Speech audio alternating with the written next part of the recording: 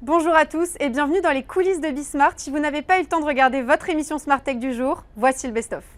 Est-ce que ça peut changer cette lutte, si elle est efficace, contre le gaspillage? Par exemple, si je prends le domaine qui vous intéresse, à savoir les smartphones, entre j'achète un smartphone neuf et je prends un smartphone reconditionné.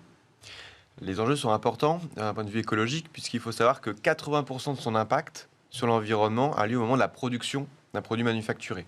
La ponction des métaux précieux, métaux rares, l'extraction, la transformation, le transport, fait que toute la production d'un produit neuf va avoir le maximum d'impact sur l'environnement. Donc, plus on va prolonger la durée de vie d'un produit, plus on va amortir ce sac à dos écologique, et plus du coup on va limiter les émissions de gaz à effet de serre et lutter quelque part contre le réchauffement climatique. Combien ça pouvait rallonger la durée de vie d'un smartphone? Donc oui, tout à fait. Sur chaque génération de téléphone, on essaye de calculer ça. Et donc là, sur la dernière, on a estimé à peu près 30%. Si vous allongez la durée de vie à 5 ans, vous réduisez de 30% les émissions CO2. Et si vous arrivez à la prolonger, cette durée de vie jusqu'à 7 ans, les émissions de CO2 seront réduites de 40%. Donc je suis d'accord avec ce qui vient d'être dit.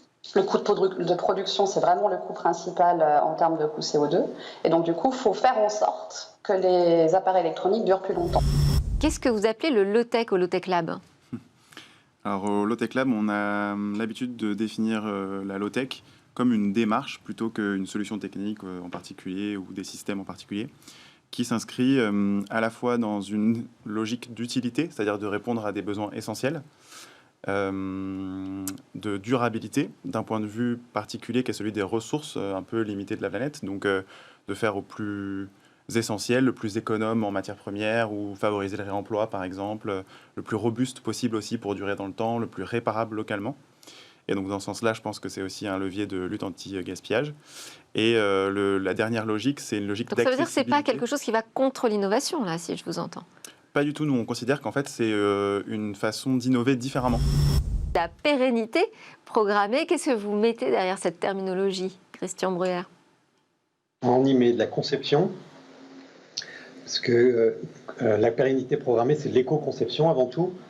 C'est penser un produit pour pouvoir le recycler, le reconditionner, le rendre plus durable. Il faut y mettre du service aussi. C'est-à-dire qu'on ne peut pas faire de la pérennité programmée sans le service. C'est-à-dire le service après-vente, vous voulez dire? Par exemple, notre premier produit est un scooter électrique. Et ce scooter électrique est associé à une extension de garantie de 4 ans.